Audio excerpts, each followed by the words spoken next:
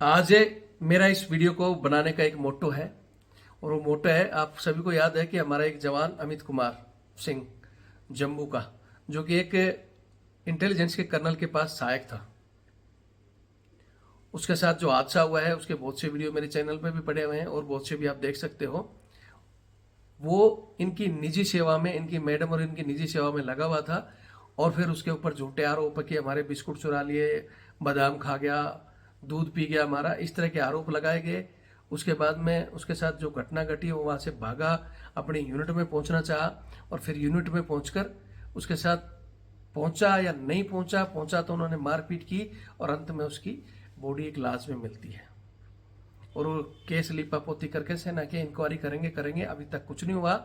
लेकिन उनका परिवार डटा हुआ है, लड़ रहा है। आज उनके परिवार, उनके चाचा जी ने मेरे पास ये अखबार की कटिंग भेजी है कि सर हमारे कोर्ट ने और हमारी सब कोशिशों ने, कोर्ट ने आदेश दिया है कि फिर से उसकी जांच हो, केस रिओपन होगा, दोबारा जांच होगी। तो जांच हालांकि कोर्ट के स्तर में होगी तो कुछ उम्मीद है कि शायद न्याय मिले, लेकिन असली न्याय अमित को तभी मिल सकता है, अमित वापिस नहीं आ सकता। लेकिन अगर ये जो सहायक प्रथा है ये हमारी सेना पर भी आज एक बहुत बड़ा दाग है, जिसमें आज भी जो ब्रिटिश अधिकारियों ने ये शुरू किया था, ब्रिटिश आर्मी ने जवानों से बूट पॉलिश, कुत्ता घुमाना, ऐसे ऐसे काम जो उनकी वर्दी का और उनका खुद का सम्मान गिरा देती है। उनकी आत्मा को इंसाफ दिलाना है तो कोर्ट को भी इसी मोटो को लेना चाहिए कि आज के युग में ये सहायक प्रथा बंद हो।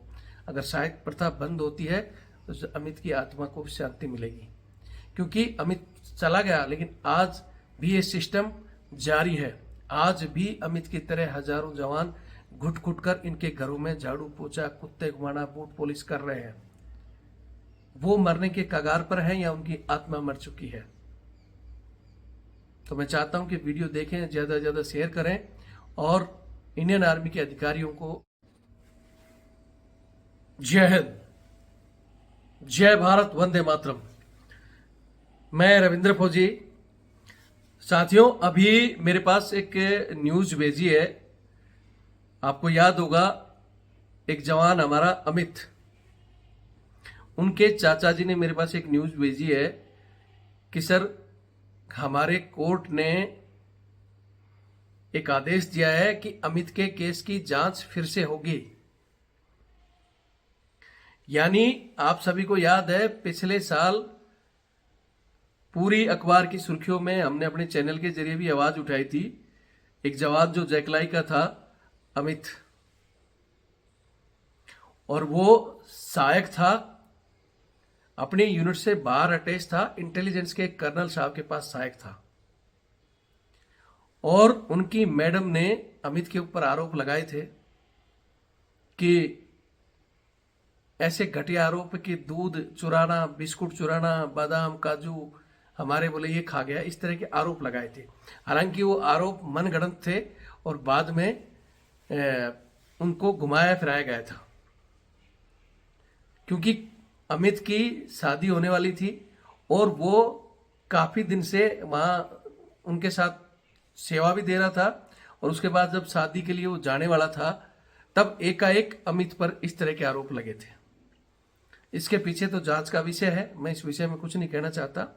लेकिन जिस परिस्थिति में वो अमित वहां से, उनके ऊपर आरोप लगे या क्या लगे, उनके साथ मारपीट हुई या क्या हुई, लेकिन वहां से वो गाड़ी मतलब भागा है और अपनी यूनिट के लिए रवाना होता है। वहां भागकर कम से कम 70 किलोमीटर उसकी यूनिट थी, तो बंदा वहां से भागकर अपनी यूनिट के पास पहुंच जाता है। और आपने बहुत से वीडियो में भी देखे होंगे कि अमित के जो चाचा जी थे वहां गए भी थे। मात्र यूनिट से 2-4 किलोमीटर दूरी पर एक लाज, सिविल लाज में उसकी बॉडी मिलती है, जिसका हालांकि बाहर से गेट बंद था, लेकिन आपने देखा होगा अमित के चाचा जी का एक वीडियो स्पष्ट दिखाई दे रहा था कि एक खिड़की थी जिसके अंदर से जाकर आराम से वो हाथ देकर भी अंदर की कुंडी बंद की जाती है, जा सकती है। सॉरी, मतलब अंदर की कुंडी बंद थी और बाहर की बाद में जब लाज के लोगों ने देखा कि भाई बॉडी यही है, फिर अंदर की कुंडी पुलिस ने खोली थी। लेकिन उनके चाचा जी ने स्पष्ट दिखाया था कि एक साइड से खिड़की है और उस खिड़की से हाथ देकर आराम से अंदर कुड़की बंद की जा सकती है। और उसमें पूरा पूरा बवाल हुआ था कि भाई कहीं ना कहीं उसके ऊपर या तो कुछ और कार्रवाई हुई है या उसको मारा गया है और फिर उसकी बॉडी को वहां रखा गया है। उसके यूनिट ने पल्ला झाड़ लिया था कि हमारे पास तो आया ही नहीं है। और जो जहां वो सहायक था वहां कि साहब हमारी तो मैडम ने सिर्फ इसको छोटी मोटी चीजों के लिए डांटा था, तो छोटी मोटी चीजों के लिए तो इतना बड़ा कदम ना तो खुद उठा सकता था।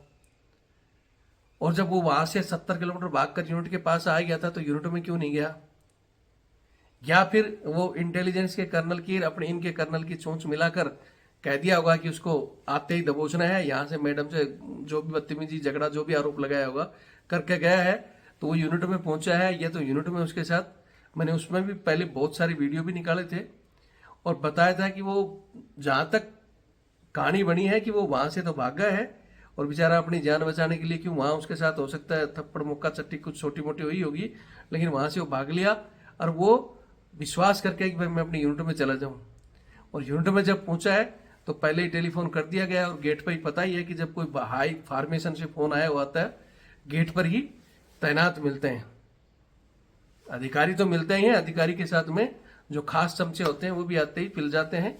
और ऐसी स्थिति में कोई कहने की जरूरत नहीं है कि उसके साथ वहां मारपीट हुई या क्या हुई और वो बंदा डेड हो गया। और फिर कहानी बनाने के लिए रात को लाज में जाकर, जबकि लाज के कोई सीसीटीवी नहीं, कोई फुटेज नहीं, कब आया कब गया कोई जानकारी नहीं, लेकिन वो कहानी लीपापोती हो गई।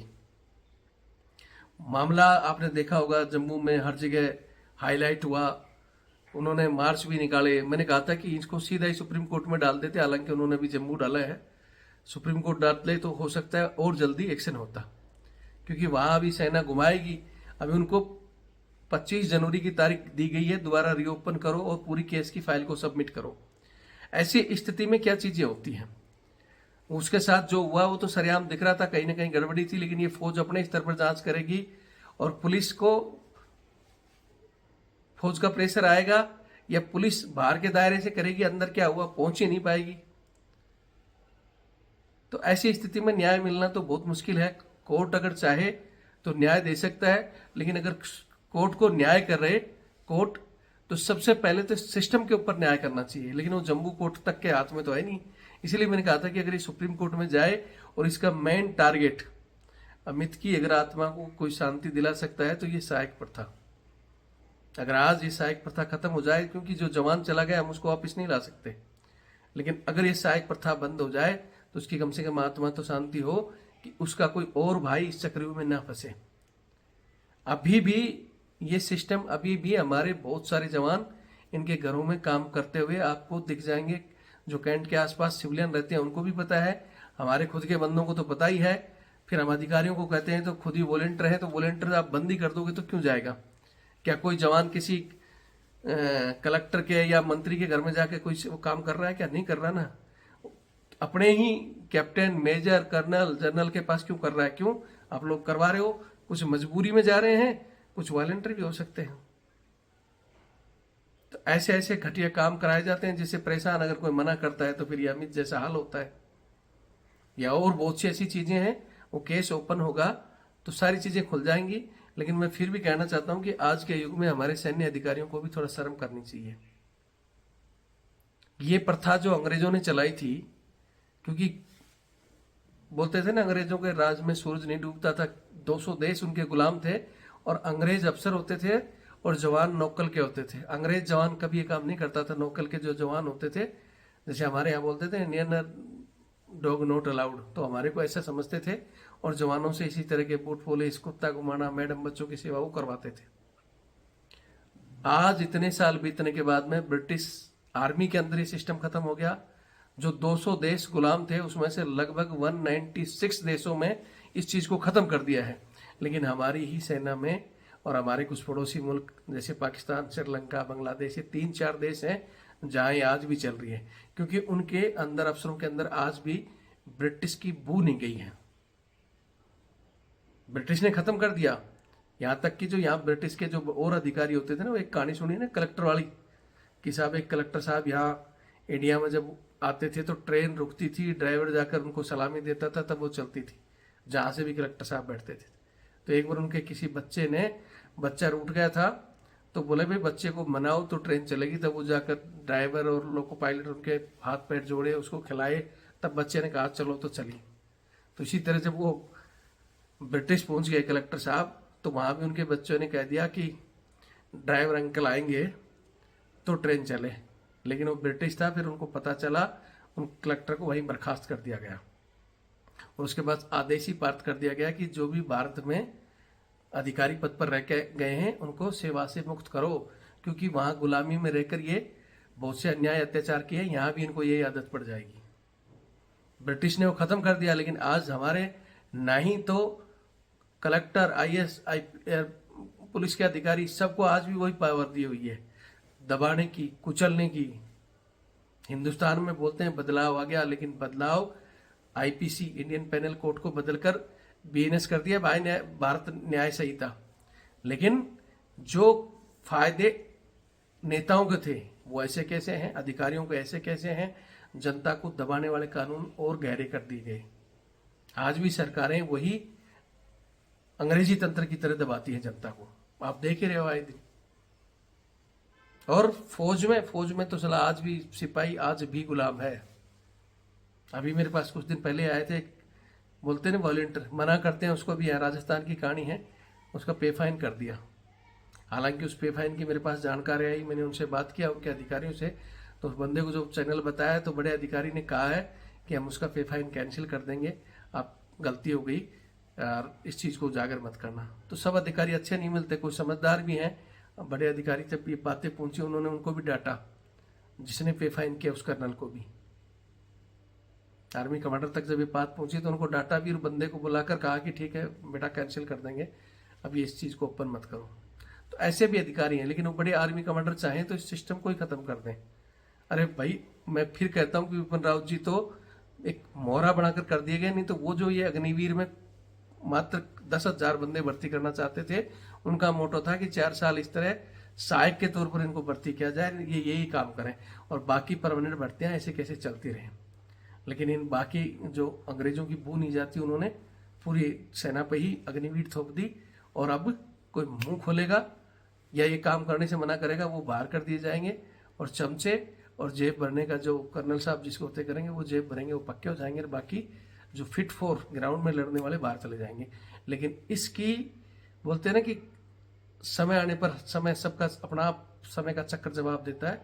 जिस दिन कोई बड़ी लड़ाई होगी, एक वहाँ से कल भी चैनल पर लिख रहा था अग्निवीर के सिलसिले में, मैंने जो जनरल एक सिन्हा ने एक वीडियो डाला था, उस वीडियो पर कल एक भाई कमेंट्स कर रहा था कि आपको पता नहीं पेंशन पर कितना बजट खर्च हो रहा है, ज़्यादा जवानों को कैसे वो किया जाएगा, टेक्नोलॉजी चाहिए, नए जवान चाहिए।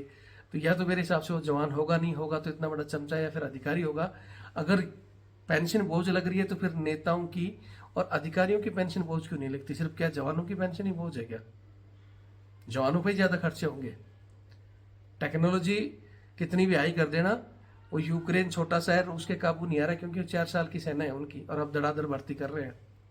उसी तरह जिस दिन हमारे यहाँ भी युद्ध होंगे, सारी इसकी पोल खुल जाएगी। मैं ज़्यादा कुछ नहीं कहना चाहता, धन्यवाद देना था उन जज साहब का जिन्होंने ये केस रीओपन किया। और फिर कहना चाहता हूँ हमारे सैन्य अधिकारियों को कि आपको ज़रूरत है हमारे आर्मी एक्ट में बदलाव की, रिफॉर्म कर लो समय से। और ये छोटी छोटी चीज़ें हैं, ये जो तानाशाही, ये सहायक प्रथा और कुछ ऐसे घटिया रूल जिनके कारण सेना अंदर और बाहर जवान मार खा रहे हैं, अब तो अफसर भी खा रहे हैं, उनको चेंज कर लो। सेना की गिरती इज्जत के लिए बाहर आकर बोलने से अच्छा है अंदर रहकर ही बोल लो, कोई नहीं फर्क पड़ता। इज्जत और रुतबा जिंदा रखना है तो मुंह खोल लो, और नहीं तो फिर समय अपना आप ही, हम भी अपनी कोशिश कर रहे हैं और समय कोशिश करवाई देगा। वीडियो देखें और शेयर करें। जय हिंद, जय भारत, वंदे मातरम।